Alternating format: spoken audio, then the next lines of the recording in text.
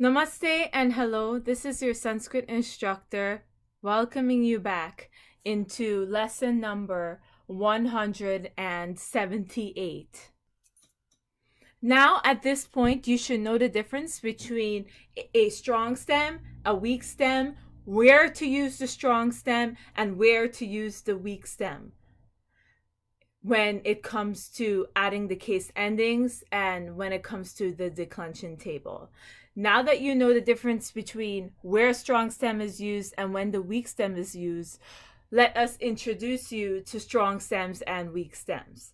So, we said that we are going to start with nouns and adjectives formed with the suffixes mat and vat.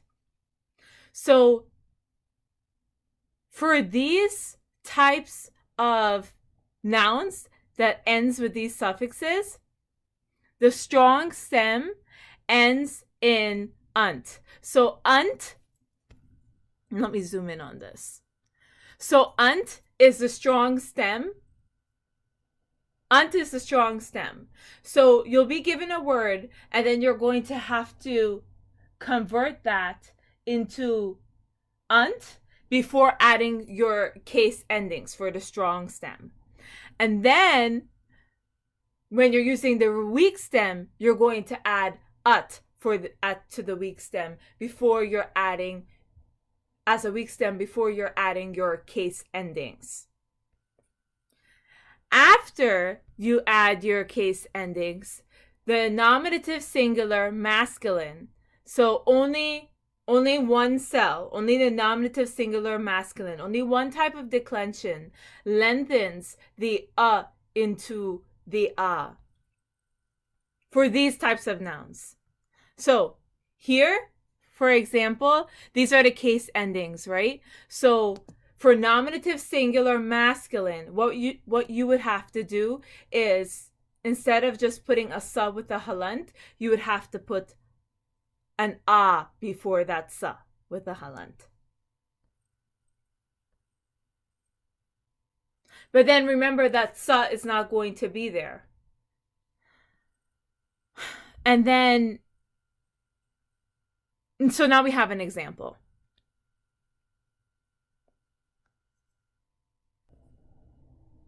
So our example that we are going to use is dhimat.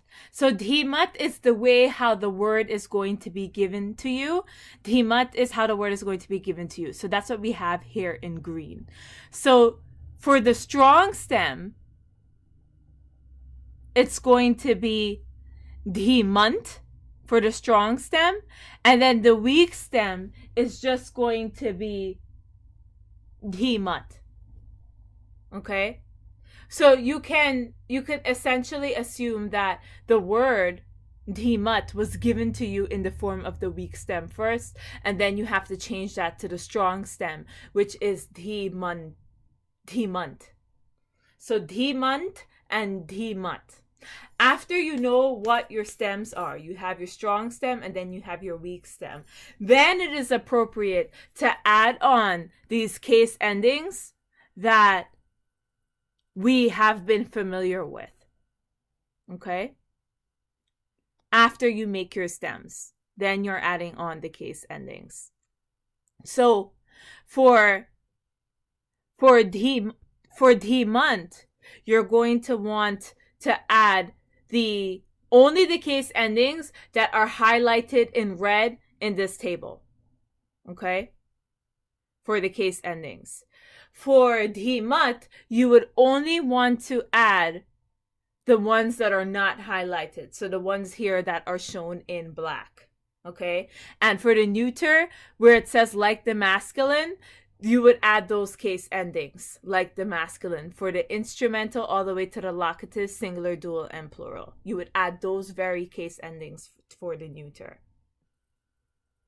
But remember, when you're adding these case endings, the consonant sandhi rules still applies like how they did when we were learning how to decline nouns that only had one stem. So the sandhi still applies. So that's where you would still have to put into consideration and see if you're going to have to soften a consonant, when you are working with case endings that begin with a soft consonant, and so on and so forth.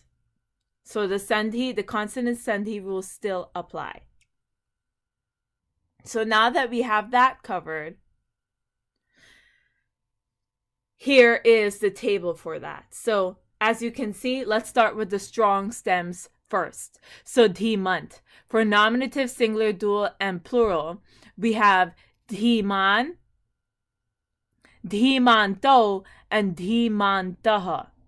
As you can see, the case endings au and us, it still becomes a visarg. But take a look at the nominative singular.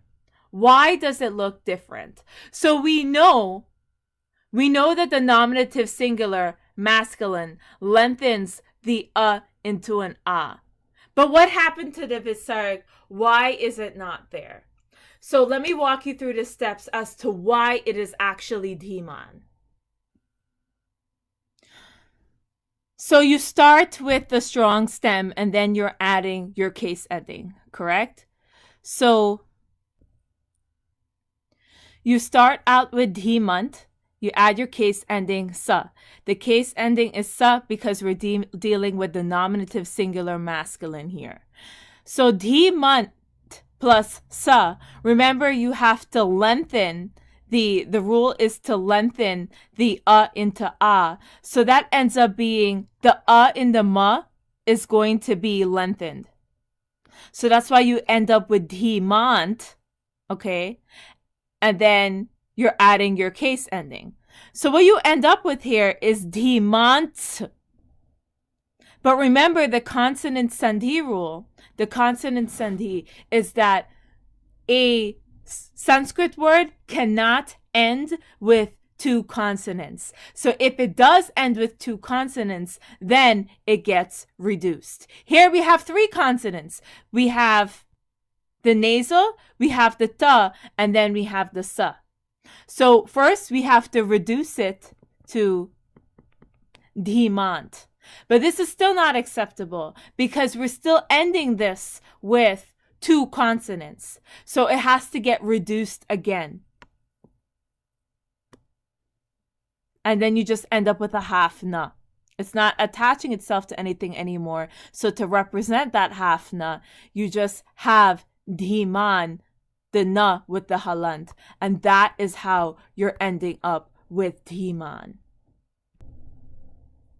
So I hope you can see that this is all going back to the consonant sandhi as to why it ended up as dhiman. Now let us take a look at the weak stem. The weak stem is dhimat. So in the same way, you're going to use the word dhimat, add your case endings, and then after you're adding your case endings, then you're going to consider the consonant sandhis. And as you can see here, the consonant sandhis are being considered after adding these case endings. So for example, let us zoom in to the instrumental, dual, and plural. Dhimat turned into dhimad because when a final consonant is being followed by a soft consonant, that final consonant is going to be softened. So that da is being softened into that da in all of these areas here. So that is showing you that a consonant sandhi is still being applied even though we're working with a different type of noun. Okay?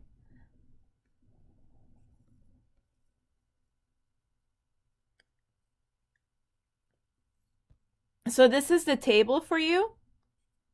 And with that, this is your Sanskrit instructor signing off with a namaste.